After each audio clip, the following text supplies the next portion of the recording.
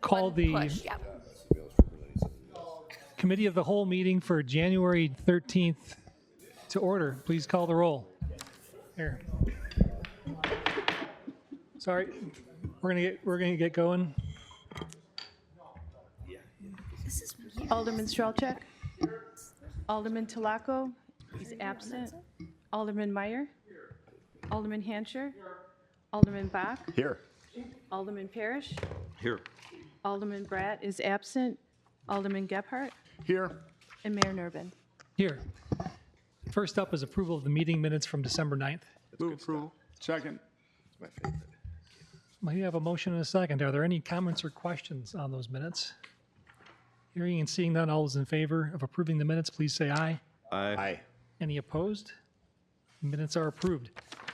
On to our two discussion items. First is Mequon Commons Master Plan, and I think Director Tollefson's going to kick it off. Yes, thank you. Good evening, Council. The Mequon Commons Master Planning design process with Lakota Group has included 3 phases. We are entering the final phase, which is implementation.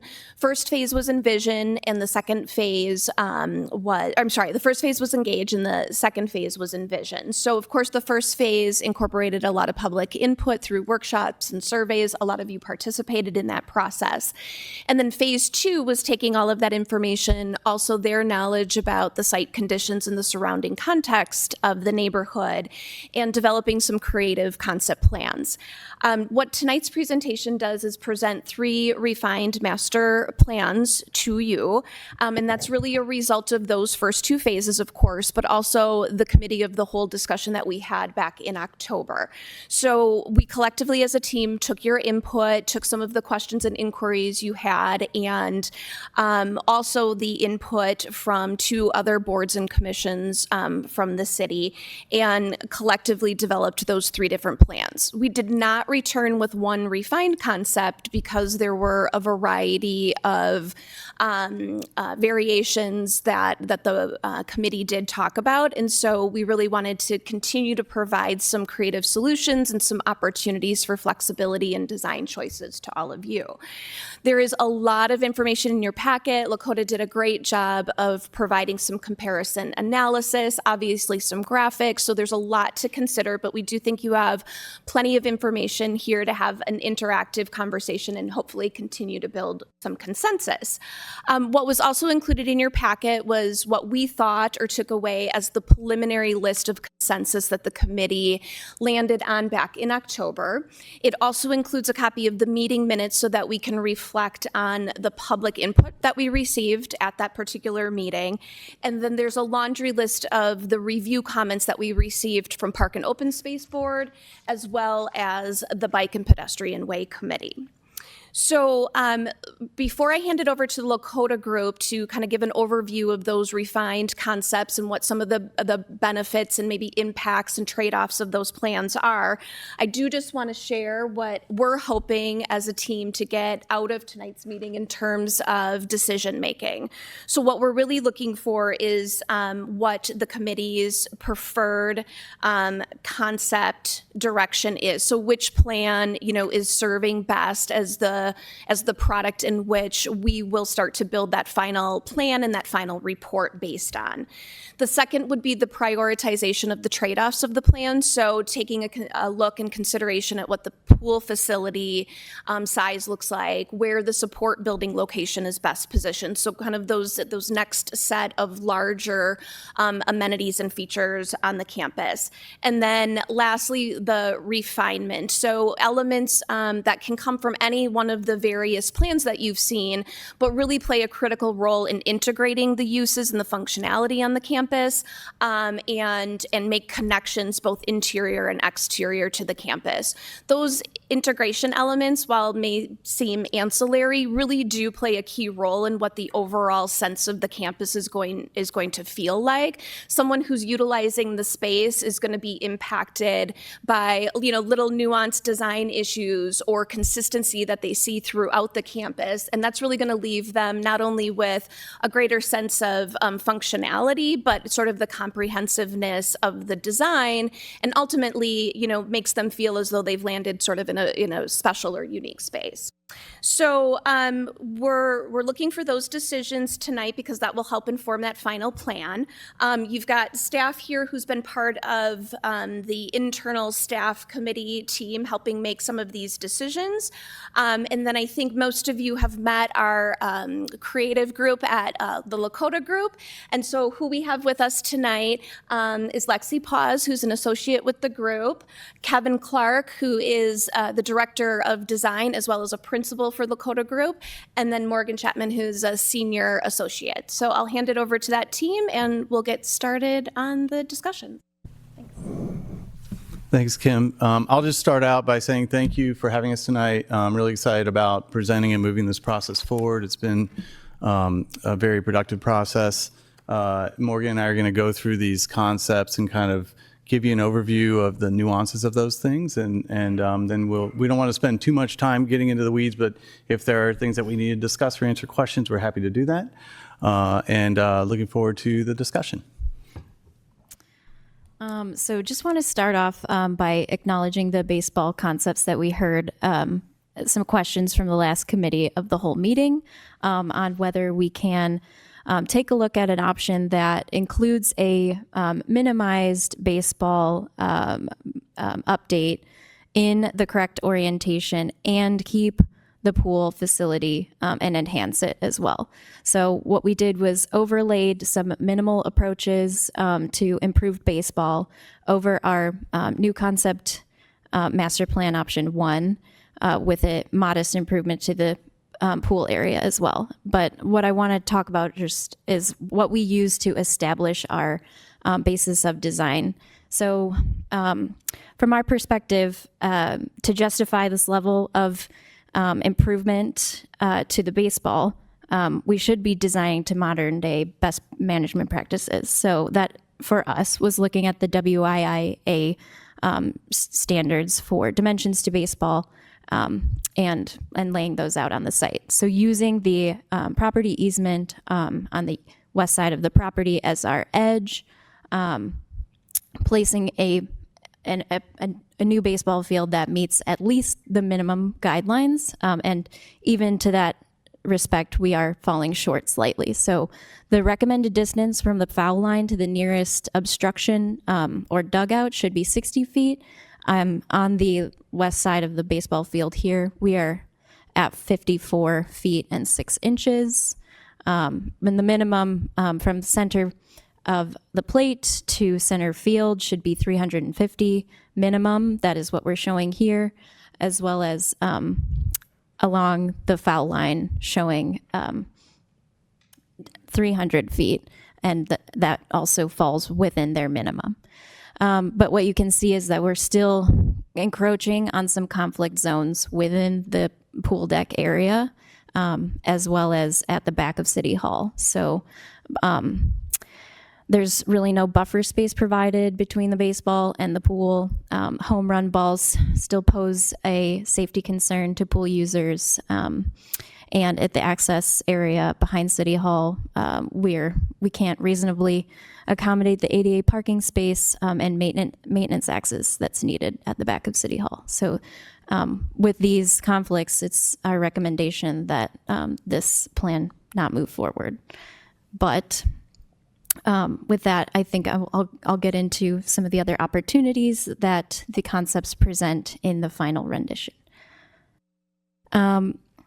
So I'm really going to focus on, I think everybody's familiar with like the majority of the plan components. I'm going to look at the key components in the plans that are different between each option tonight. So in Master Plan 1, we are seeing a refined vision. Again, that's based off of the C1 and C2 concepts that were preferred from the past round.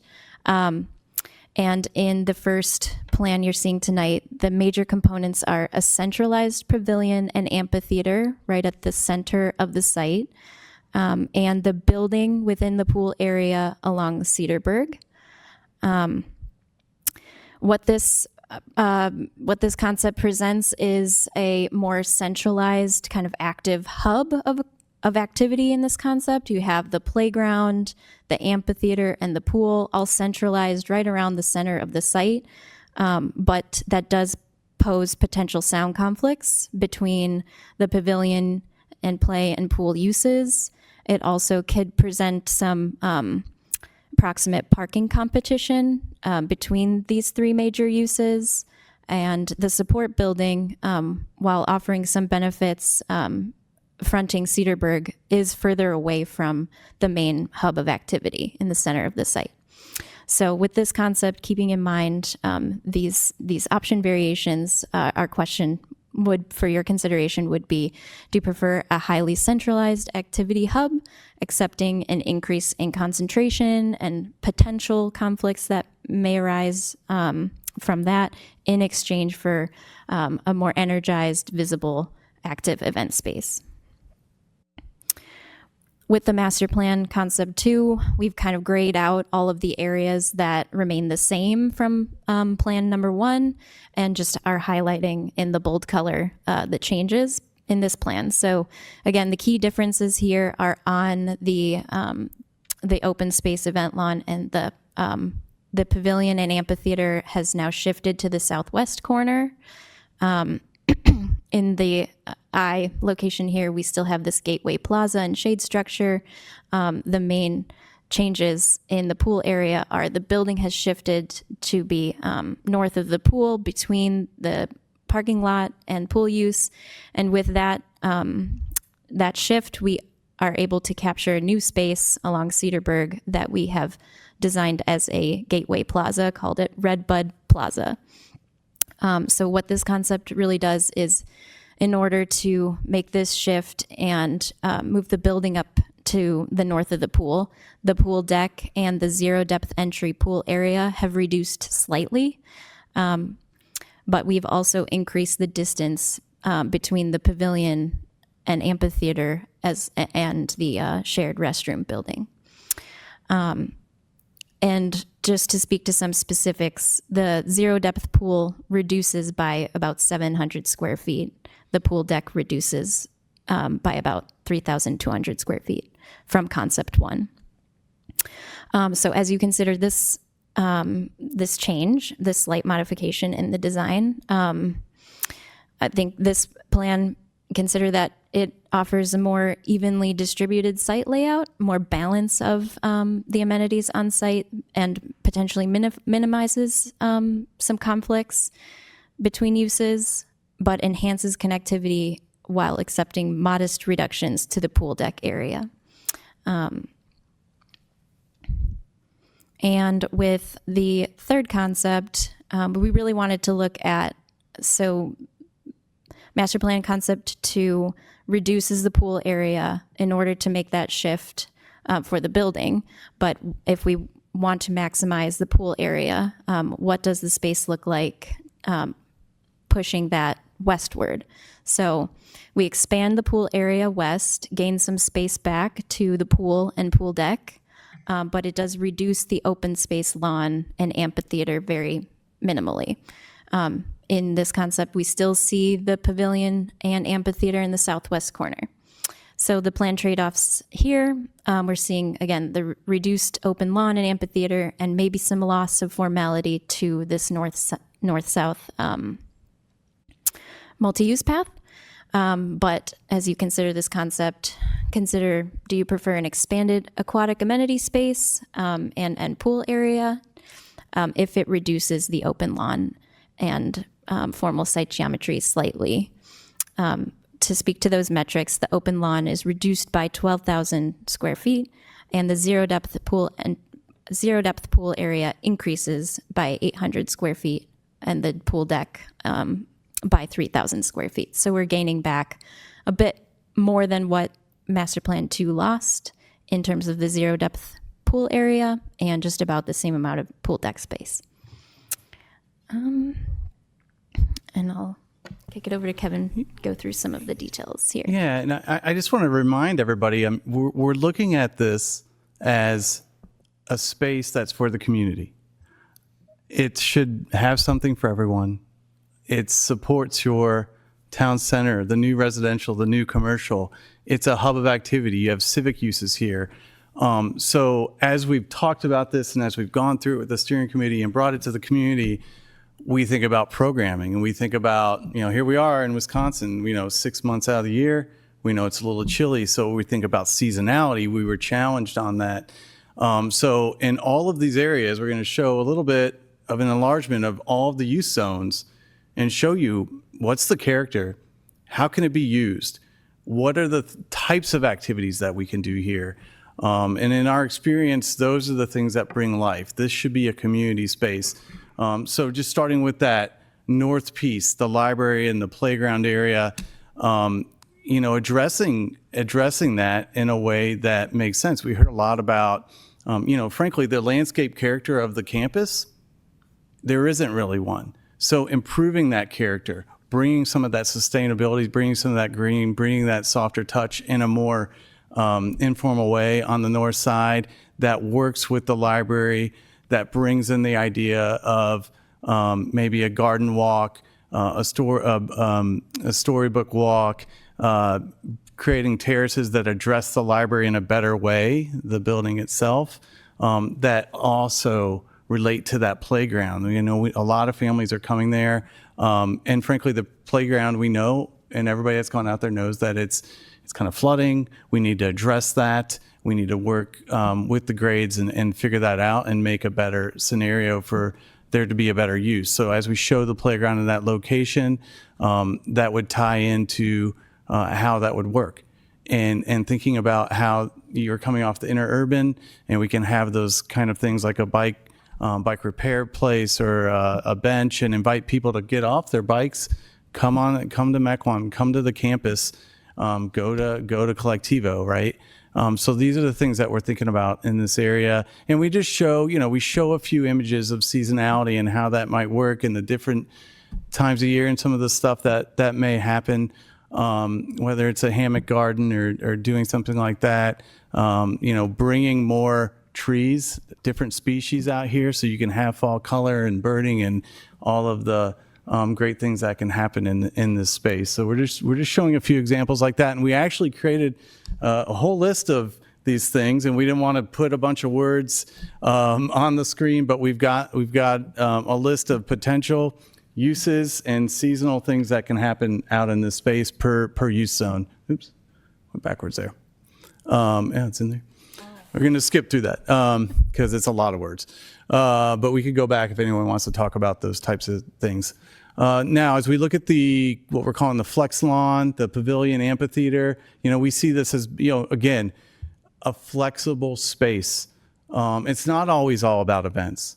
On a daily basis, we want people to be able to come out here and walk their dog or meet their friends for coffee in the garden space where Jay is. And so the idea of an amphitheater could be just a pavilion that could be used for a lot of different things. Maybe you're giving the awards out for Boy Scouts. Maybe you're having a small performance for music or a play.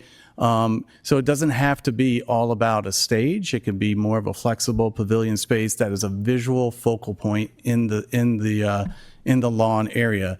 And the decision of how big, how little, they're all around the same size. The decision about where it goes, things in our steering committee that we talked about were, well, if there's performance, are we projecting music or something in the wrong direction towards residential units? So that is why we kind of show it on both ways. But we also want to be proximate to parking. So that's why we shifted to the south to show that concept. So just thinking about those as we make those decisions and move forward with the master plan, preferred plan. Can I ask a quick question? Oh, yeah, sure. The white lines on that, there's white lines on each image, and I think you're calling them seat walls. Yeah. Is that a recommendation that in all scenarios we want to do that? And is that for also grading purposes? Yeah, because it does prevent theoretically just that open park-like feeling where kids and people can run around and so on, but. Yeah, it's just a concept to kind of formalize that amphitheater space. It would be for kind of the grades.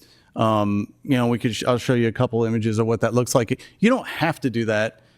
This project here, actually right there in the middle picture on the left, it's a project we did in Antioch, which is right on the border of Wisconsin, Illinois. A small amphitheater with the pavilion space. They use this for all of those kind of performances. Could be a sloped lawn, though, to your point. So it doesn't necessarily have to be that, but it just formalizes one piece of that event lawn. And then some of the other images, related to this, just thinking about the character, the multi-use paths that come off of the interurban. We want to, again, have multiple places where people are invited onto the campus. The flex activities, you can have picnics, doesn't have to be formalized. The Gateway Plaza that Morgan mentioned, which might be kind of more formalized. And all of those things, native planting, shade, all of the things that make a park comfortable or make an open space comfortable, right? So there's thinking about those details and showing that. And again, some of the things like a temporary ice rink, inviting people out. We want to have spaces for those things to occur. And we think these are sized appropriately for that to happen.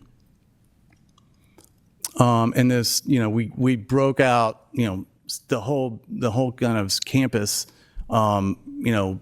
Top row is summer or spring, summer, fall, winter, right? And various activities that can happen. Everything from curling. It could be temporary synthetic curling. In the winter, you could do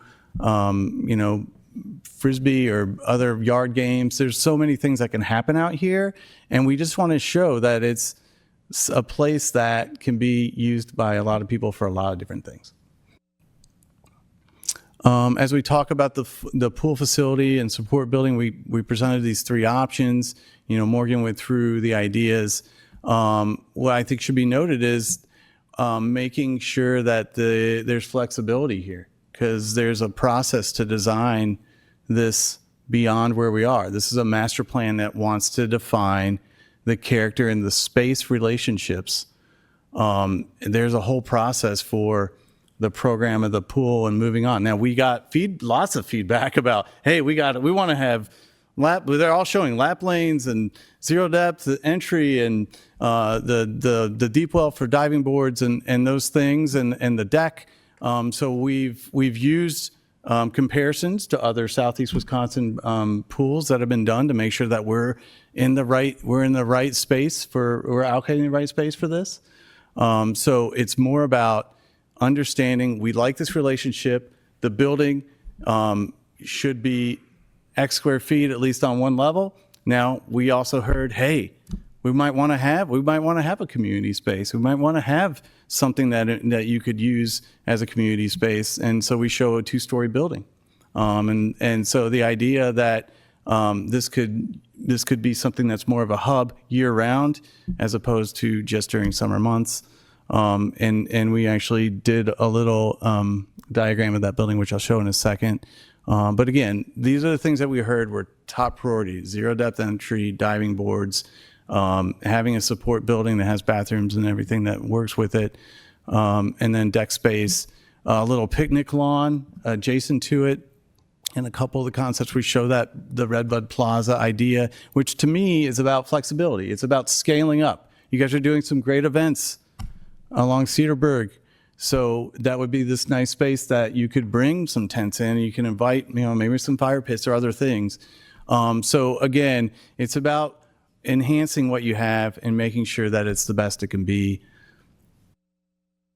And this is, I think, our final slide, and just showing how we think about that building and allocating space, the green being that bathhouse where you have restrooms changing, and then the blue is a concession area that would serve the whole space, the whole open space, pool infrastructure in the yellow. And then if you did go to the second level, we're showing the idea of a community room in the middle, meeting rooms, storage, and then an outdoor terrace that could just overlook Cedarburg and Cedarburg Road and all the great things that happen there, and then some outdoor kind of picnic dining areas.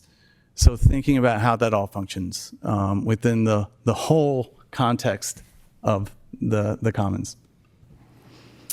And I think our next slide, we'll kick it back over to Kim. I have I do have the baseball matrix in here. I thought it was. Maybe we can just go back to the decision. Oh, sure. Oh, okay, sure. Yeah, so just to recap, when we're talking tonight about which plan variation should serve as the basis of final refinement, and what of these kind of minor variations in the pool facility size and the support building location are preferred, which is the preferred location for the pavilion and amphitheater component, and how do we feel about the open flex lawn space allocation shown between three concepts, as well as the approving the integration of the other preferred elements in the plan. So the path hierarchy, layout, playground location, all of those elements. Thanks. All right, council, this is our chance to provide some feedback. Looking for takers. Alderman Strelchak. I'll kick it off. So there's a few things that I love that if I were just designing it for myself and my needs, that would be, in that category. And there's a few things that, designing it for the community that, that we just really need to take into consideration.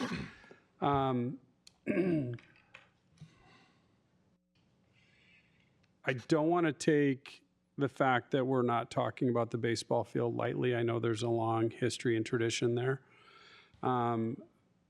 As an alderman, my burden is to make sure that space, if we do choose to go with a different route, that all those people that loved it don't drive by and see nobody there. That it's going to be an actively used area that'll be used at least as frequently, if not more frequently, than the baseball field, and it's open to all citizens, young and old, right? We're trying to, generate a true community center. So that's my feedback on that space. Your pavilion, I think, is understated. That needs to be something a little bit stronger, where it's more amphitheater-ish. Summer Sounds in Cedarburg has just a really small kind of amphitheater, but a big lawn space. And people come from all around to go to that event. They park up the streets and walk in. And I think that, especially during our events and our festivals, that is going to be great, because it's going to be open and look airy. It's not going to be cumbersome and blocked, but it's also not going to be as functional moving forward. The pool, being a swimmer, competitive swimmer, coach, lifeguard training instructor for multiple years prior to me taking on a more professional career. I love an 8-lane pool. If I was designing it for myself all day, absolutely 8-lane pool. But I think as a council, we have kind of a go, no go question. Do we want to potentially open this up to hosting swimming events? And as we're evaluating that, I went on to USA Swimming and then US Masters Swimming. Just so you know, for the lap lanes, if people are going to do a starting block start, if we're going to hold a swimming event here, it needs to be at least 6 feet. For the entire, all 8 lanes, all the swimmers need to dive into at least 6 feet of water to be legal and regulated. Starts and finishes need to be in at least 4 feet of water. So that's an awfully big space to have 6 to 4 feet.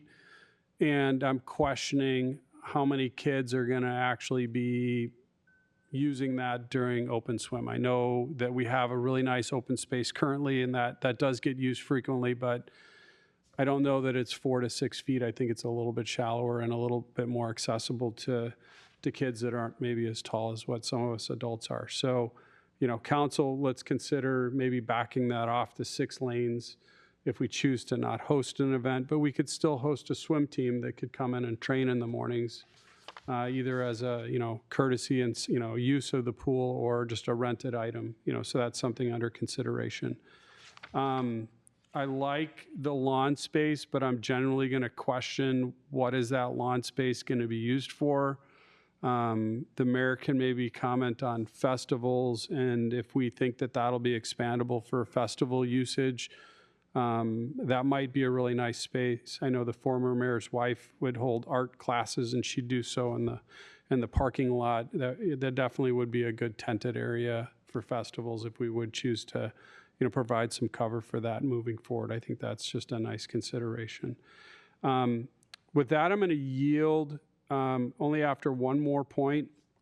The library walkways look fantastic, but if somebody's just trying to kind of walk around and, you're kind of going from point A to point B, and once you've walked back and forth, you look like you're pacing, or you feel like you're pacing, and that activity just continues.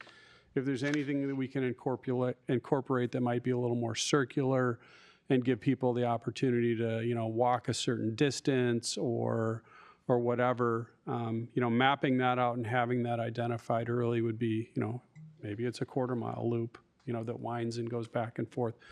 I know people would welcome the chance to maybe be off the road or maybe even the interurban trail, because the bikes do go by pretty quick for some of the walkers if there's 2 or 3 of them.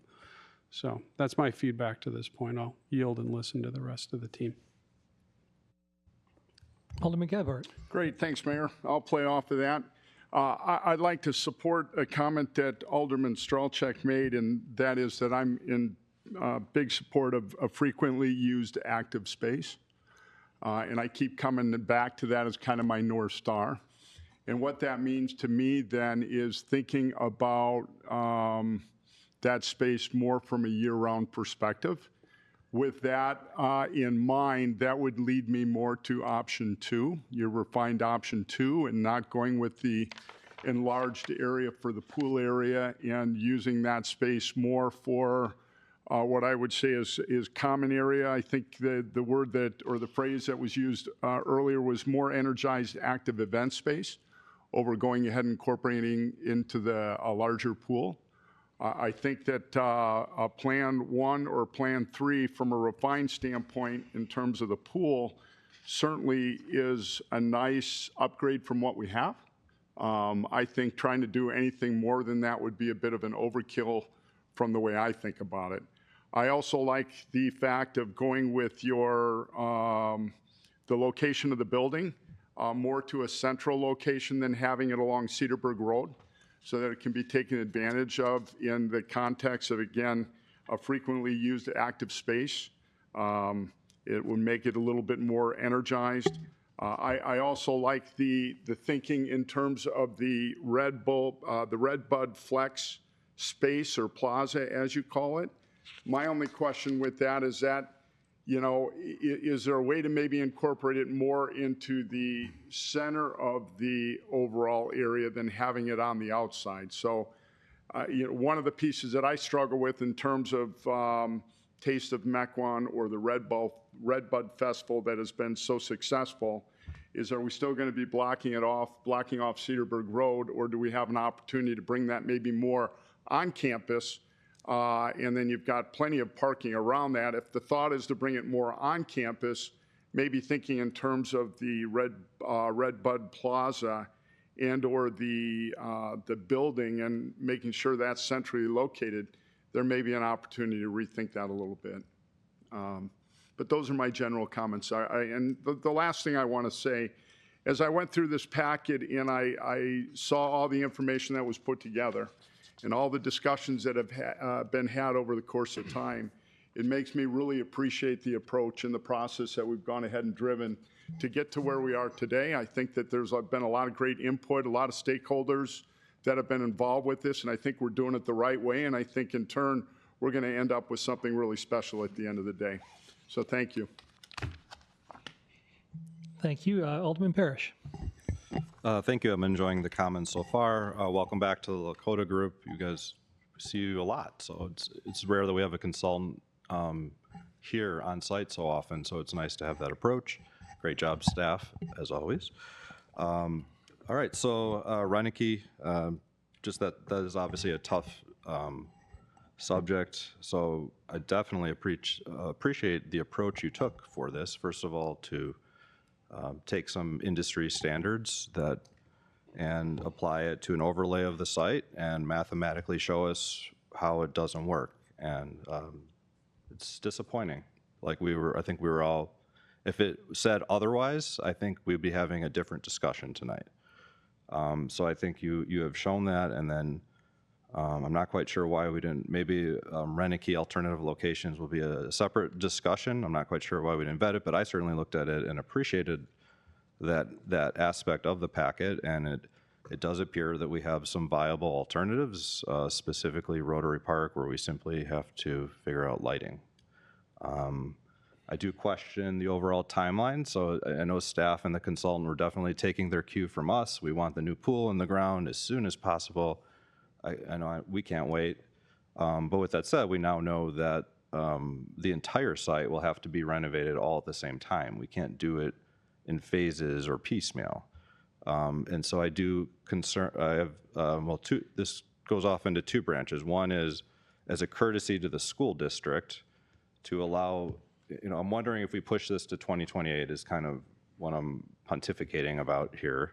Not because I want to, but more as a courtesy of this to the school district, so that they can raise more funds, and also, quite candidly, so that we can raise more funds. We haven't had a very thorough discussion, but I think maybe you've heard a couple of us say that we would like a portion of this to be private funding. So for the city to take out 100, to pay for 100% of this, when I do believe that there are private funding opportunities, I think that needs to be taken into account now. I know it's fundraising is on the Finance Committee agenda or future topics, and so I think that should probably be accelerated. And I don't know that we have consensus on do we want private funding as part of this or not, and maybe that's a separate topic, but I personally do. To pay for 100% of it without any community skin in the game, I think we can partner more. So that was just my point about perhaps the timeline is too aggressive. Maybe talk to the school district a little further. Talk about all our alternative locations. Again, I've appreciated the process. You've talked to the Bike and Pedestrian Committee and Planning and Park and Open Space Committee.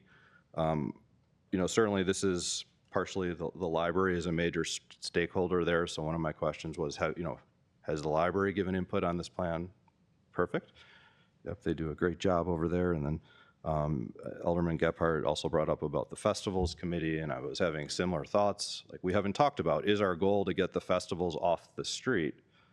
It's kind of fun having it on the street, but I think best practice would probably be off the street and keeping the flow of traffic open. And I don't quite understand why we have more parking in the campus site, only because, like, for festivals, you can't even access that parking.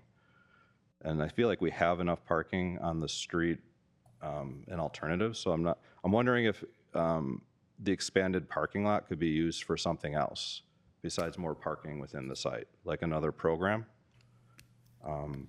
including possibly, it's funny you said a smaller pool. I was thinking, oh, maybe we should have a slightly bigger pool.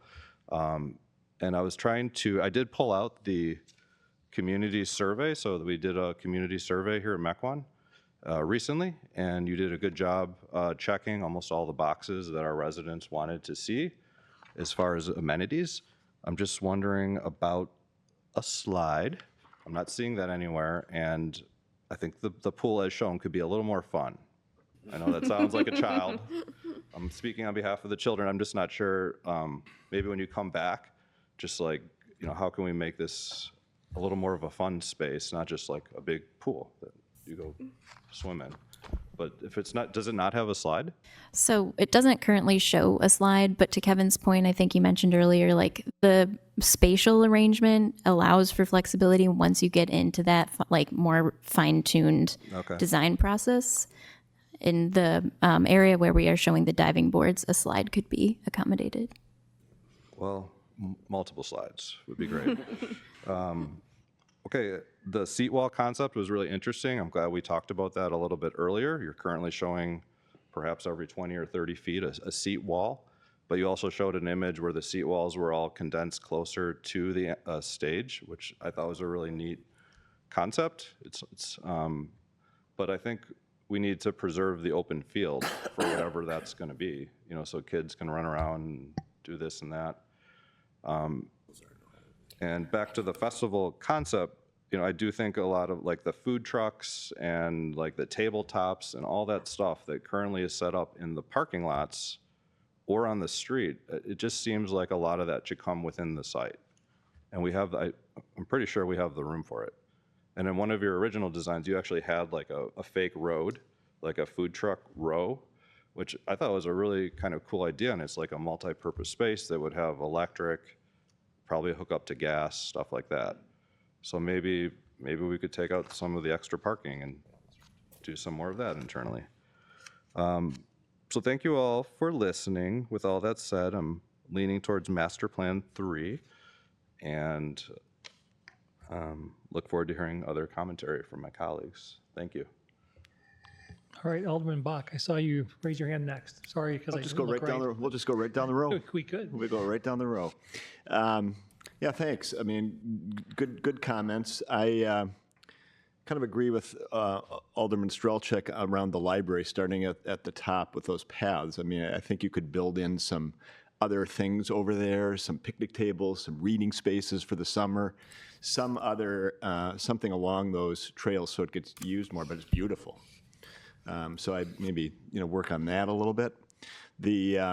I mean, I'm glad there's a lot of parking there. I know they reserve some of those spaces for the library already. There's probably like 6 or 7 or 8 spaces, but with all this stuff going on there, you're probably just going to want to make sure that there's spaces for the library only, so people who are just coming in and using the library don't have to compete with some of these other events, because that is kind of the prime space there for the library. I think I am fine with either 2 or 3, but I'm leaning towards 3 a little bit, just because I think, the pool is going to be used pretty much all summer and and probably by more people on a regular basis than the large amphitheater area. So taking a little space from the amphitheater and giving it to the pool, I'm not sure is going to make a huge difference, but I'd be fine with either. I too think that the pool, needs a little bit. It doesn't have to be a kind of the dells, but I'm a lap swimmer as well, and I just don't know if people are going to use all those lanes for lap swimming all the time. I mean, there's usually a couple, and maybe in the morning or in the evening, but I think we need a little more space for kids to play, so that you can put a basketball hoop in there or something, rather than just have those roped off all the time. So you said a little more fun. Something like that. It doesn't have to be waterfalls and all this, but it could be more kid-friendly, I think. So a little more thought there. And you had some great pictures from some other places that seem to make sense. I like the orientation there. I like that building, that end building where the concessions are. I like that kind of north orientation. I think that's easier access for lots of different things. The bike access, that's still in, we still haven't put that in here yet. That comes later, the lanes, or, how to access from the interurban, that feedback from the bike committee, right? That's coming later. No, I No, think it's Those shown. there. It's just those are very included. prominent. Oh, yeah.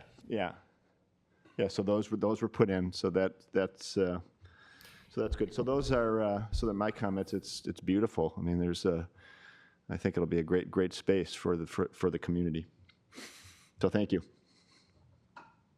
All right, we are just going to go right in order, reverse numerical order. A lot of people have said all the things that I would want to say, but if I had my preference, I would do with Master Plan 2, which gives a little more space to the open space than to the pool, because I think it'll be used a lot more all year round, as opposed to the pool, just 3 months. Actually, I have a question for Public Works. Do you see any issues with the designs like that, like those sitting walls, or about maintaining that? And do you see is that would be a problem?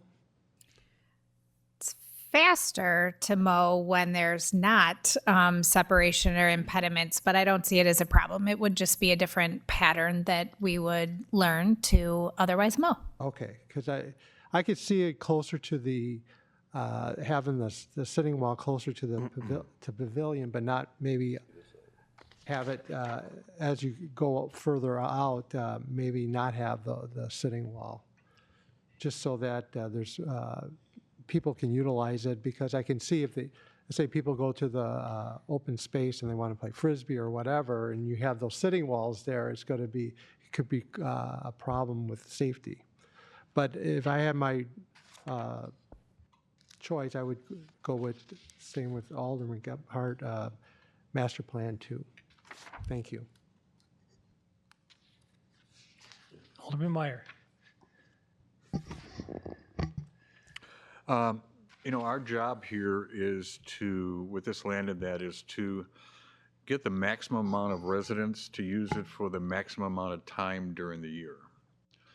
And to do that, I think we really have to emphasize on the grass area, the lawn area, the multi-use area that we've got there. And we need to have it so that there's, you know, a band shell there. We need it so that they're be able to use that for an ice rink. And I don't know how you do that and not destroy the lawn, you know, when you're having that during the winter months and stuff like that. But making sure that, since we're putting all this money into these areas, that people can utilize this all year round. Now, pool is a different subject because, you know, I want the pool. I want it to be, you know, a good-sized pool in that, because of the fact that I don't want people to come and say, hey, that's a nice facility, but it's really small.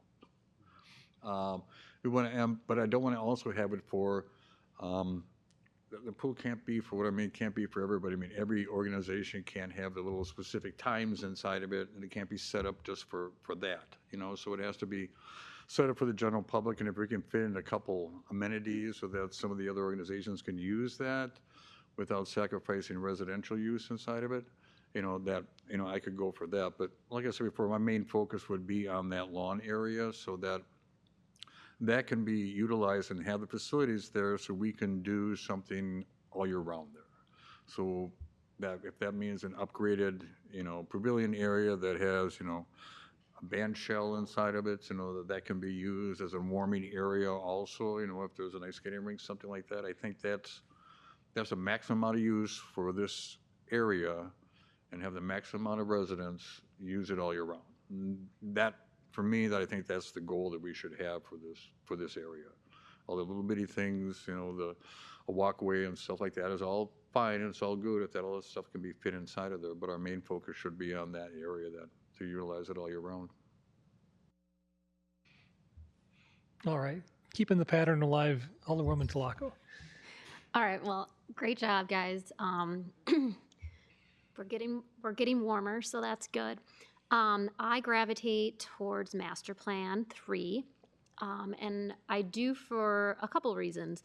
One is I do think that a larger pool is necessary to prevent that like overcrowding feel. There is nothing worse than going to a pool where it's like overpacked. So as long as we can keep some space in there, I think that's going to be great. And if it's overcrowded a few days, that means more revenue for us, so even the better, but we want it used all the time. I agree with all the other aldermen as far as like we need a frequently active space. We're giving up a baseball field that was primarily used in the spring, summer, and part of fall, right? So we want to make sure that the space that we are reinventing is truly doing its job. So I like the idea of making this more of a circular or looped path. I think that would encourage it to be used all 4 seasons, especially if we had markings for like walking and distance. I think that's something that parents could get behind too, as far as the use within the library and also the playground. I'm not sold on the layout of the pool itself, but I think we probably need some like lily pads or like, you know, some more kid-friendly activities within it. I also don't see any like green space within the pool area or like a game area. A lot of times parents will go to the pool. One kid loves to swim, One's more of, hey, let's, play in the dirt or the grass, and it would be nice to have a little bit of offering of that. As far as the Rosebud Plaza, it's nice, but I think it also does need to be a little bit more centrally located, and make it incorporated into this, the green space that we're doing. Having like a seating perimeter wall around the amphitheater might be a good alternative than it with inside of it having those row markings. But lastly, I think we're just missing one big point, and I think that we need to really focus on this, the pavilion, or like the gathering, like the community center. I think that's really what's going to make or break this. We need a building that we can use for the pool. We need a building that we can use that people can rent out. 2 stories is great. What you showed us looked good, but I think that having a facility where it has ample amount of bathrooms, a place, it can have that warming hut, it can have a little place to eat food. If we can really make something that people can stay warm or cool off year round, people are going to come to this space. So I think we need to do a little bit more thinking about how we should design this community center space that we need, obviously, for the pool, in order to really get the space to take off, to have that activity that we want.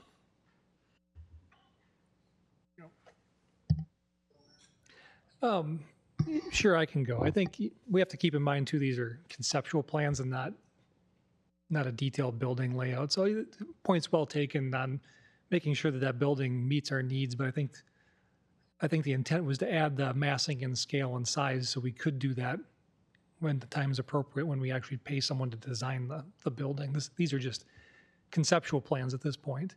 And it's interesting, we got a lot of 2s and we got a lot of 3s, so I have lost track of the count, but we're pretty close to evenly split, and we are missing 1 alderman tonight. But I agree with all the comments about activating the space as much as we can year round. And I don't necessarily think that option 3 precludes that. It's more about what we plan to accommodate and program on that other space. I've heard a lot of people talk about an ice skating rink, and I've been dreaming of that for quite a while. But therein lies the need to have space for people to be able to warm up and change. And I think you could use that pool building, but some thought would have to be given to how to architect that building to accomplish that, and maybe moving it even a little closer to that open lawn space. But then you're dealing with balance and scale of things. So we're not going to design it on the fly here, just food for thought. So I could go with either 2 or 3. There's been a lot of comments here this evening supporting one or the other. I think as long as we focus on maximizing the utility of the open space, you can accomplish that year-round activation with either. It's just a little less space with one than the other. But we also have to keep in mind that we're building a pool that hopefully is going to last another 50 or 60. Well, how old is it now? The original pool is 90 years old. And the newer pool that's built inside of the old pool is maybe half that. So we have to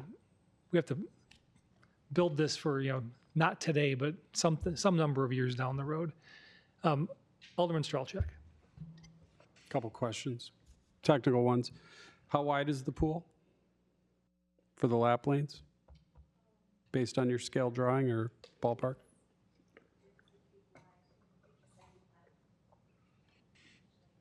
$25 yards? 25 yards, each lane is 25 yards? Okay, so that's a key item, number 1. I'm going to just share that my favorite plan is 2, and I know that we have some disagreement here between 2 and 3, but I think we're really close. Here's what I like about 2. I like the fact that the lap lane area is divided out. If you wanted to, put the lanes in, but then have a multi-use with something that you could put in for a lily pad walk. You could have a lily pad walk on that. There's a couple more options. It divides out the kid pool from the deeper area, and it provides a safe barrier for parents. My kids were 6 years apart, and they were definitely at different swimming levels, and they could do different things. And I had to watch them both in the pool. I'm going to share one design flaw with design 2 that I like, is that I don't think you have enough seating in the area of the shallow entry, and I think that's where most parents are going to trend to sit. They're going to sit on that backside and things like that. To Alderman Parrish's suggestion on that one, the slide could easily go in that open space closer to City Hall. It wouldn't be really visible as a slide from street, but you could see that it was there, and it'd be a little further away and maybe not as impactful, wouldn't be like right in people's faces. I like the fact that Area I is a place where we could have an ice skating rink, and there's already that space built in. I like H with, again, the band shell, as I mentioned earlier, building off of what some of the aldermen also said, a couple of the lower area with the cement walls on a few, but we need to make sure that, it's ADA accessible, or at least reasonably, so you could have a senior walking up, just something on the side. I'm going to highlight the fact that the building being where it's at is a great opportunity for the community. It could be there, or it could be closer to the amphitheater, dividing the two out. And you could have, balcony seating over there that you could reserve or rent out, or things like that, which might be a nice income generator. We could go almost double the size on the building if we would choose to make it more of a community-based 2-story building.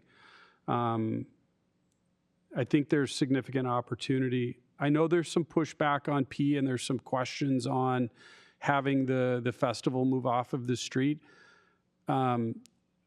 I don't know how that happens with the amount of people that we have. I think just from a safety standpoint, we're going to need to maintain that on street. So having something off street for corporate tents that we can, sell or rent as a premium, at least that space, or something along those lines, I think gives us some flexibility. Parking is going to be key with a bigger pool and a library that's more active, and or, if we do have, concerts and events. I know we block it off for festivals, but if we did a weekly concert series, or we did something like that, which I could see being a part of the community, moving forward, that parking would be, key and critical, especially even just for, the amount of people that come in and the amount of people that might have some mobility needs in order to get to the space.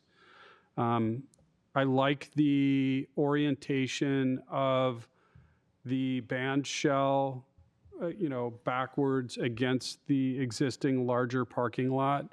I think that's an access point. If you go to Door County, the Peg Egan, band shell that's up there, you have access from the street. You walk up, gradually up the hill, and you can find places on the side, and there's places for tents and things like that. And I think this space accommodates that nicely. So, just a little feedback in that space. Again, reminder, the seating around, be very conceptual on where that seating is going to be for families.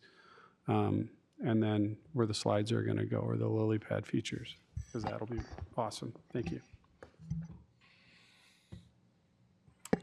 Alderman Parrish. I could live with number 2 as well. I'm wondering if the band shell and amphitheater stage should just be closer to the pool and other parking lot. It feels like it's just kind of in the back corner away from all the action. I don't know, was there a sound concern with putting the stage near everything? Like putting that near the pool and everything? The concern was if it's in that southwest corner, then you're projecting sound away from the apartments and not towards them. There's lots of interesting little trade-offs. I was just looking at the renderings again when Alderman Strelchak was talking. Yes, in option, or in Plan B, there's not much seating by the shallow end of the pool, but there's a trade-off there, because I think the building works more well in general on the north side.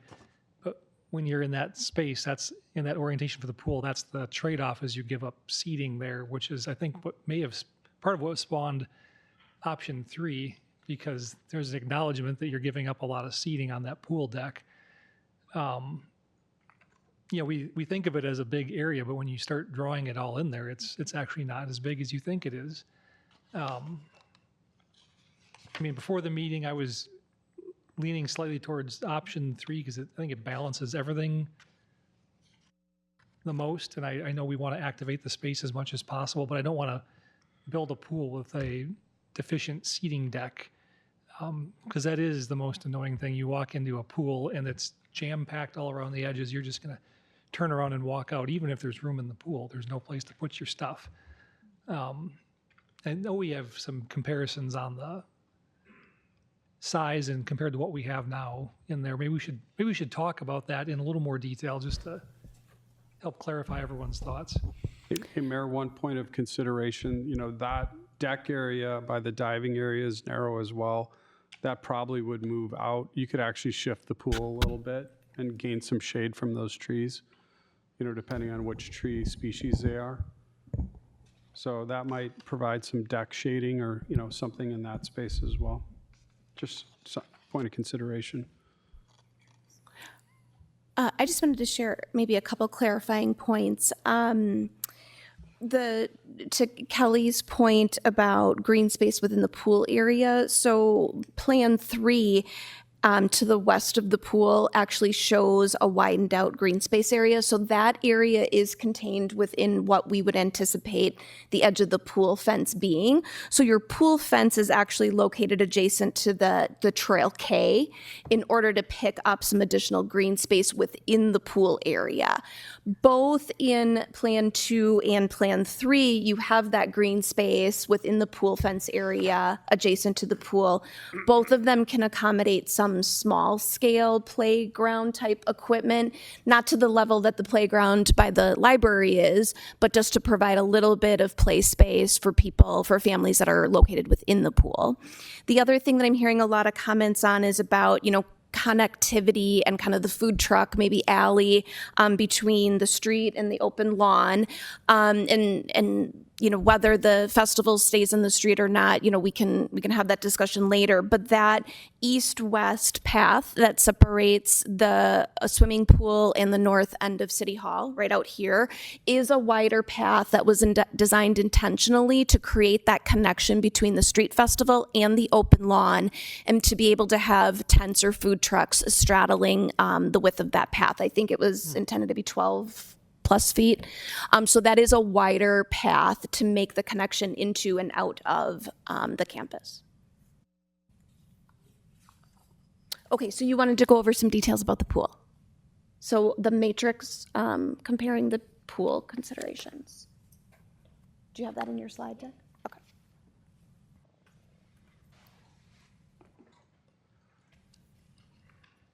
I see the bikes, the little green bikes.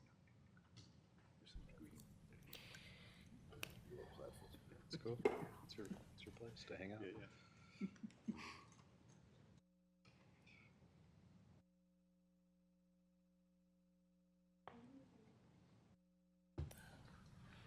I'm sorry. Slide 11. The comparison of the pool specs based on the plans. And I think we've got our Appendix D as listed in the packet. I think we've got ours on there too, yeah.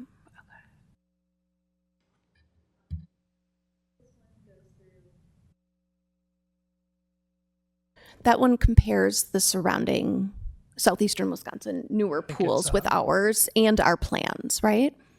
Is it page 33 of 45 in the packet?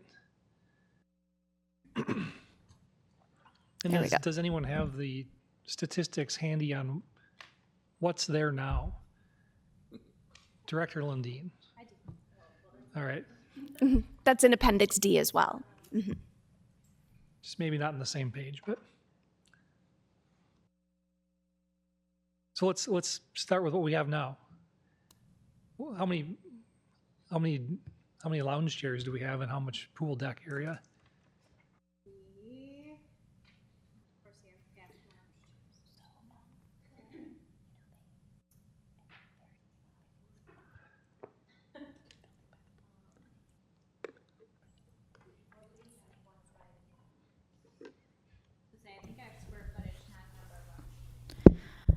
Yes. So what we have in here now is that the pool area is about 10,000 square feet, and the volume itself is 358,000 gallons.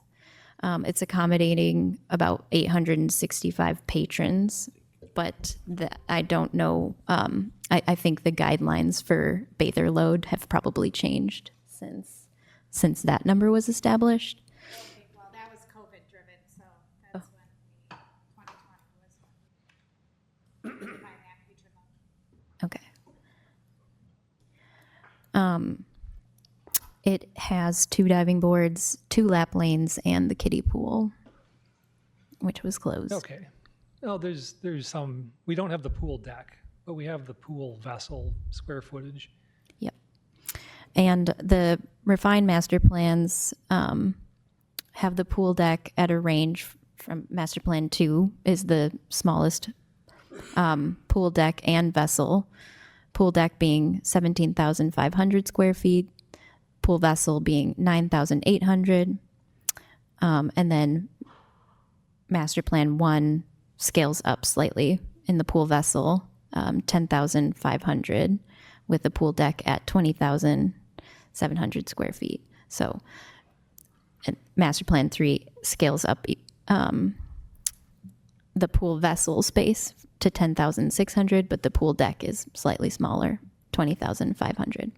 But the point that we were seeing is that all of these build in more space in both the deck and the pool volume vessel size than many of the surrounding area recently completed or soon to be completed pools that we were comparing to. So we looked at Fox Point, Palmer, Burlington, Platteville, and Evansville, so like quite a range of scales, and kind of seeing that this plan falls on the high end of many that are being constructed, maybe slightly smaller than one of the ones, this one in Burlington. Similarly with the building square foot area, around our main level being around 6,500 is larger than many of the comparables nearby, but similarly sized to the largest one that we looked at in Burlington at 6,000 square feet. And so kind of seeing the pool uses there, the zero depth entry, the water play structures, that one has a current channel, 6 swimming lanes, 3 water slides, a diving board, kind of seeing the range of activities there paired with what we have here, seeing that there's flexibility built into the spatial allocation devised in these concepts. Alderman Bach, I'll go out of You can order choose this them. time. Yeah. I just was curious, is that the design for the new Fox Point pool, or is that the Yeah, design for the the new old? one. That's the one that they've designed that they'd like to build, right? Yes. Okay, thank you. Can you just scroll to the right really quick? Oh, just yeah. To compare the 3. Yes. I retract my other statement. I'm back on master plan 3. If we have 865 patrons now, like, we need 740. So refined plan 2 is really a step, like we really could be short people. So I think and honestly, I think we're not going to decide tonight, just to carry on my thoughts. I think they need to go back to the drawing board, and the refined plan is, the new plan is going to be a merger between the two. So Yeah, keep in by mind the prediction pool at deck the end of this. space, the pool deck space in 2 doesn't go, the pool deck space in, I think, what is it, 1 and 3 go from the north parking lot to the, we'll call it food truck alley for lack of better words. And then we've even got it rounded off in plan 2. So you can gain some significant deck space there. And there's nothing saying, this is all fresh land. There's nothing saying this whole thing can't shift 20 to 50 feet to the west. You know, if we want to expand anything or do anything different. You know, the big thing we need to decide is, you know, what we want to see for features and a slide. Because that's going to take up some real estate as kids climb up that and then go up and down. And think about where you want to look at the slide. I want to look at it more in 2, just little feedback on that. Because it's blocked and it's kind of back and you're not looking through things. Well, so we're going to get a refined concept based off of one of these three concepts. I guess we have to give the direction which one of the three to do the further refinements based off this evening, and then hopefully by then we're inching towards a conclusion to the conceptual phase and ready to move on to the detailed phase. But maybe a straw poll quickly. After all the discussion, are you leaning more towards, I didn't hear any support for option 1 in general, but option 2 or 3, so we'll go 2 first and 3 second. Well, it's pretty close, but I think the option 2, the deficiency is the lack of pool deck space on the shallow end. That's where the parents are going to want to sit, and there's no ability to have chairs there. We'll likely draw some criticism for that very quickly if we build it. Hey, Mayor, talking point though, do we like the orientation of the pool in 2 versus 3?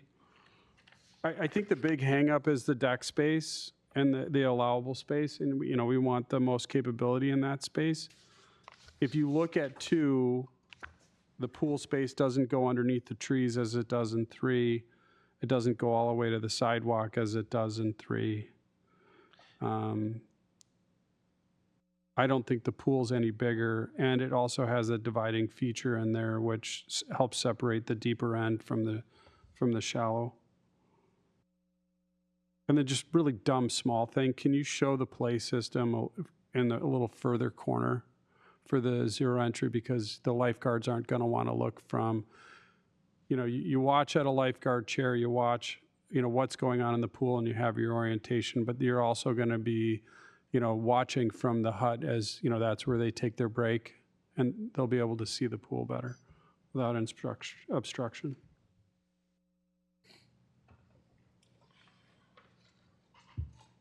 Alderwoman Talako. Just a question. I don't know if anyone is sold on the Rose Bud Plaza being exactly where it is. And that could be used to move the pool closer to the road. I know you got feedback from some of our community members stating that they felt like they wanted it further removed. I get a lot of feedback, especially from our older population, of how wonderful it is to see all these young, beautiful families at the pool. And they just get a kick out of it. It's a 25 mile per hour speed limit. They can catch it, and they enjoy that. That brings them joy all summer getting to see that. So I think while you were trying to respect some of those comments, I don't think that moving it a little bit closer to the road would be a deficit, and that would give us the space to keep that larger gathering space large and useful, while also accommodating a larger pool deck. Agreed. So you're suggesting some variation of option 3, but moved to the east. That could work.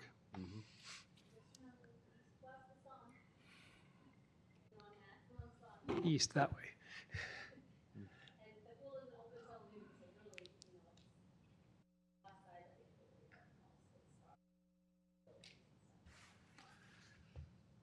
Okay. I'm going to ask staff, do you have enough to work with on this item? I think we do, but I'd like to defer to the Lakota group and make sure they've got what they need. It does sound like there's opportunities to merge elements from both 2 and 3. And I think you have given us some good talking points about refinement. Yeah. Yeah, I agree. I think we went around and we came back, and I think in my mind, if I had a little piece of trace paper right now, I could draw out this idea, add more play, get more space for the deck. I think the Red Bud Plaza, we like the idea. We just want it to be more integral in the space so we can flex, right? So we got this. Okay, perfect. There are other points to discuss this evening. Why don't we move on to those? Okay, yes, I think we got everything on our decision-making list, right? Okay, yes, thank you.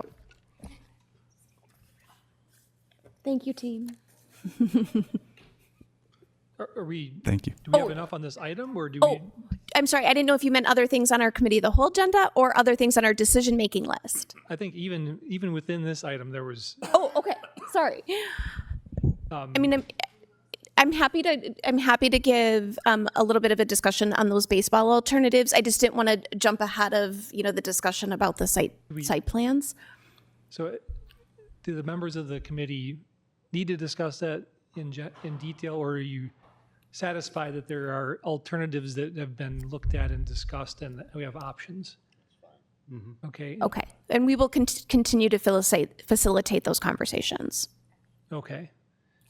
What else was on our decision-making list then? Let's just double check that.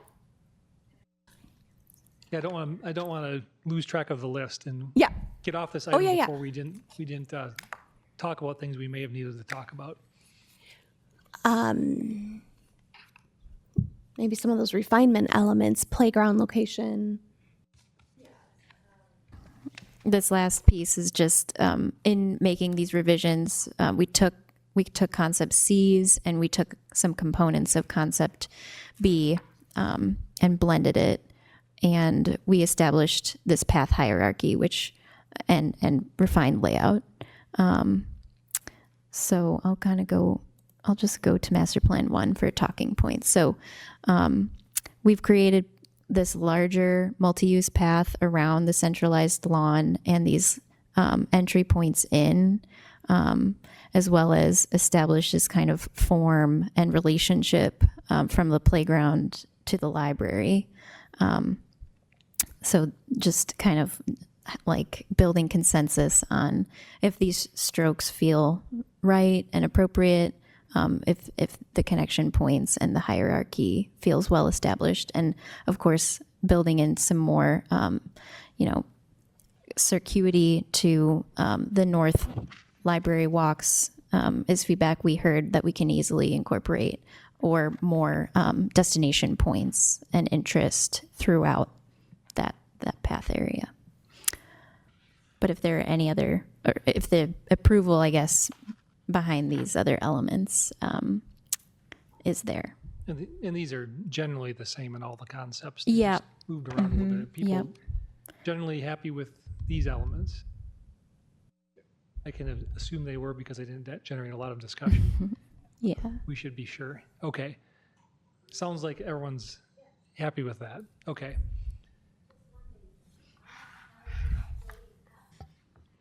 That's gonna be like a little hut for like reading. That Those like strokes again for like the sitting wall. Maybe we wanna, if it's gonna be like someone reading in there, 2 people sitting there, maybe the direction, I don't know, right here. so this is a shade structure, Yeah. and then these are the lawn terrace like steps. Just make sure Kristen's team can mow. All right. The only thing. Alderman Parrish. Yeah, definitely not looking to prolong the conversation, but just when you look at revamping the plan, I assume the community building is going to need an elevator and then a bunch of ADA stuff, just because it's 2 levels. So I'm just wondering if, not to eat into Redbud Plaza or anything like that, but is it more cost effective and practical just to do it all in 1 level? If I realize we're tight already, but on space, but with elevator and other ADA costs, which is your expertise, I don't know if it would be more cost effective the other way. But I really like this and have no more comments tonight. Okay.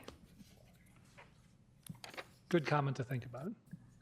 All right. Are we ready to move on? Do we have everything we need? All right, cool. Thank you. Thank you for hanging with us. Yep, thank you. Thank you. Back to the top here. Our next discussion item is the RevPAR Incorporated Hotel Room Tax Policy Analysis. Yes, so we discussed the results of that initial phase that RevPAR did for the hotel feasibility development analysis. And one of the components, well, we discussed that in December, and we all know it had multiple phases to it, including some economic and financial components to the phase. But because of the results of phase one and the market results, we chose not to move forward with any further analysis, although we teed up the question of whether we wanted RevPAR to perform the hotel room tax policy analysis that was included in their proposal. At the time, we did not have a specified dollar amount for just that component, so we're bringing that back in front of the committee of the whole. It can be approved administratively. We still have the contract with RevPAR. I've highlighted, the type of things that they would look at. This was really in part because there was a conversation at our financial workshop a couple springs ago that we were looking for additional revenue sources, and this was teed up as one of those potential revenue sources. So they would review, existing city and state taxes, rates. They would look at lodging tax rates in the surrounding area. They will do an assessment of the historic occupancy analysis and revenue that the hotels, not only in Mequon, but in the surrounding area, have achieved so that we can better understand what that tax revenue benefit would be. And then they'll analyze the statutory requirements for funding based on that revenue source and then present their analysis to us. The timeline associated with this, once they receive the green light and the retainer, would be about 5 weeks, and the total cost would be just under $7,000. All right. We asked for staff to go off and get the number. There's the number. Is there any comments before we get on to polling whether we want to move forward or not? Alderman Bach. Just a quick question. Do we have any estimate of how much money this tax would bring in for the, 3 or 4 hotels that we have? I mean, any ballpark if we did this? I mean, is that? I don't. We don't have that kind of data available to us. There's a total of 149, 150 rooms in the city, just to give, I guess, some context of scalability. I think that's part of what RevPAR plans to come back with as an estimate. I'm just wondering, is it worth it? Yeah, if there was a guesstimation already, Potentially. I mean, we also don't really understand, what that potential revenue source is and how much of that has to be spent on certain programs, tourism type programs. Now, they already shared with me some creative concepts on how you can utilize that and still meet those statutory requirements, but I think that's a critical piece too in our decision making of whether we would implement or not. Any other? Oh, no, I can. I missed. Well, I saw you first, so I'll go with you first. Right, sorry. Alderman Parrish. Yeah, my position hasn't really changed since the last meeting, in which I just expressed a concern that it's just a tax that's ultimately going to affect the occupancy for these hotels that we have. I think we have some respectfully, I struggle with how to even describe our hotels, but I think they all need significant investment. So I think if we're going to do anything that's going to affect their occupancy as it is today and really get a minimal tax out of it, the only way I'd really be in favor of this is if we were going to look at setting up like a revolving loan fund program specific to hotels, take the tax, let these hotels reinvest in themselves and make themselves into more quality, valuable places, which they are not today. My concern is making them struggle even more now that we know that there isn't a market for hotels, and doing anything to make them more unstable. If they leave, they're not necessarily going to come back, at least not those facilities. So I don't see really a great benefit to this. I'm a little more interested in like a vehicle tax. I get why we're talking about this tonight because it was RevPAR and the timing made sense. Yeah. But I think if we just, as a council, start taxing this and that, we're the taxing council, and that's not, I don't think, our beliefs. I think we're trying to keep taxes low, and I think usage taxes, like if someone's going to be driving around on our roads all day with multiple cars, that makes a little more sense to me than this is also a usage tax. It is for people that theoretically don't live but here. I think that could have more of an impact because we borrow millions and millions to pay for the roads. But to have all these taxes, I do have some concern about that. But I did like the idea of a revolving loan fund program for the hotels. It's kind of a specific way to encourage them to reinvest in themselves and increase their value in our tax base. So that's really the only way I'd be in favor of it. Thank you. Any other feedback? Alderwoman Talaco. My position also has not changed. I do not want to put any more money into hotels or studies or any of the above. I think we're putting the cart before the horse, and this money could be used instead for things that our survey and our community came back, and that's family-centered activities and things along that nature. So I do not think that's worth their time. Also, I am opposed to a wheel tax and all these additional taxes. I don't want to become a tax, because we all know what happens with taxes. Taxes, they say they're going to be there and they go up every year. So, you know, I'm not for that either. So that's where I'm at. Alderman Strelchak. So 150 rooms, I don't remember if I did a 60% occupancy or 70% occupancy. Let's say we charged a room tax of $4 a night, it's only $131,000. I mean, if we entertain any additional hotels, which the study said that we didn't really have the marketplace to support, I just think that we can invest in trying to save money or generate money in other spaces a little better than hotel tax. So, Well, if that calculation's correct, that's 2 cents on the tax roll every year. I mean, that you just made an excellent argument for it. I don't know that it moves it far enough. I mean, yeah, maybe, but I mean, $4 is rather nominal. If the occupancy level stays the same, but why would they go to crappy hotel or less quality Well, hotels when they could go next door at the same price? But they can't. Even if $4 added, they can't go somewhere else for the same price. That's why they go where they go now, because the prices are lower. That was in the last report. I think we can do an internal study on which city services are needed going to the hotels on a regular basis, and you know what I mean. If city services are burdened with the hotels, we could look at some way to recoup some of those in maybe a different manner. But you know, I don't know.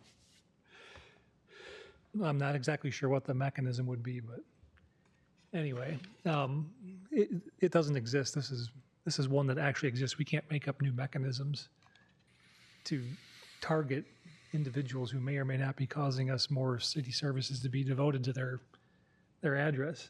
Alderman Bach. Do we know if Grafton charges a hotel tax? I think the results of the last study, everyone but Mequon in the area pretty much does already. Do something, okay. Which is why we kept looking at it. And I mean, these hotels use probably a fair amount of public services, I would think, you know, the police department and other public safety things. So, all right, thank you. Administrator Jones, you have something? Or no? Oh, Alderman Gebhardt. Sorry. Thanks, Mayor.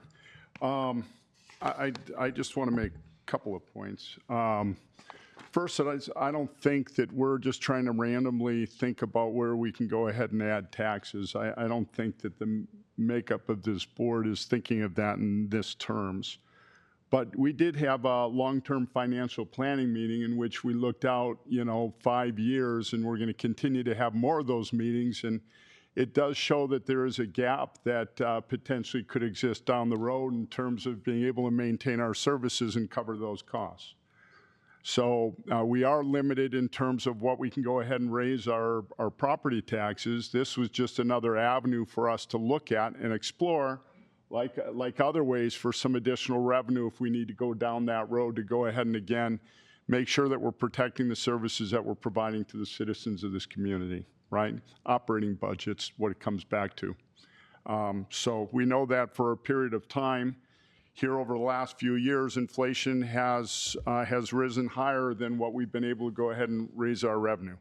So, and some of the things that we've gotten benefits from, like ARPA funds and that, are no longer available to us. And so I think it's just one way of gathering some data so that we can make appropriate business decisions down the road, okay? So I'm in favor of it from that perspective. The other piece that I think is being overlooked is we're thinking of it in the traditional sense and thinking of it in terms of hotels that we all know and want to protect in this neighborhood. But that also, as I'm led to believe from the data I have, and I'd love to get this confirmed and this report would do that, is I believe that also includes Airbnbs, VRBOs, and I don't know how big of a part that plays in our community, but that would be another piece that would be brought out in this. And I would also say that staff did a great job in originally putting together the what do you want to call it, the scope of work and pricing for the original RevPAR, and we were able to go ahead and save a few dollars. And so the way I looked at it is, is there a trade-off there that we could go ahead and provide ourselves with some more data with a really good, reliable source that did a great job on their first project, and come back and provide us some data that we have then moving forward that we could make some decisions from, right? And I don't know that we have enough of that data now to be able to do that. So that's where I stand on it. I'm in favor of it.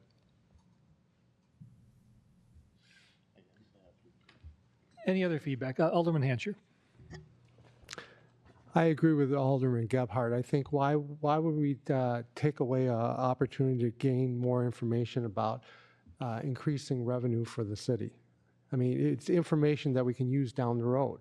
Why would we not do that? So I totally agree with Alderman Gebhardt about I would be in favor of this. Thank you. It is a relatively modest amount, and it's paid for out of TIDs 4 and 5, which are restricted in their use to begin with. Administrator Jones. And Mayor, in respecting all the feedback that's been shared this evening, I just wanted to reemphasize the point that Director Tollefson made earlier about the timing of this study. Within 4 to 5 weeks, we might have the draft analysis in hand, which would work very nicely with our next financial planning workshop, which we're looking to conduct here in the latter stages of the first quarter. So the timing works very well.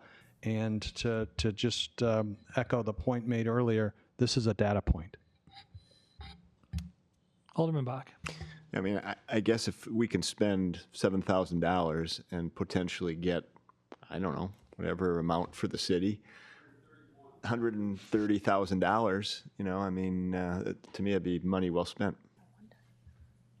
If that's the conclusion of the report, but yeah. Yeah, if we move forward, that's. So there's existing contract and existing budget within the contract. I think all we need is a straw poll, whether we're comfortable moving forward or not. So I'm going to say all those who are comfortable moving forward and looking at this to get the data point to make a decision later, please raise your hand. What do we got here? What is this for? This is, are you in favor of moving forward? 1, 2, 3, 4, 5. 5 of 8. Okay, by the thinnest of margins. Thank I think you. that concludes that item. Staff will report back when RevPAR reports back. Real quickly, as always, the Committee of the Whole planning calendar is there. We just concluded January, and you can see a preview of coming attractions, and as is normal, things will move around as priorities shift and change, but this is the plan as of today. Is there a motion to adjourn?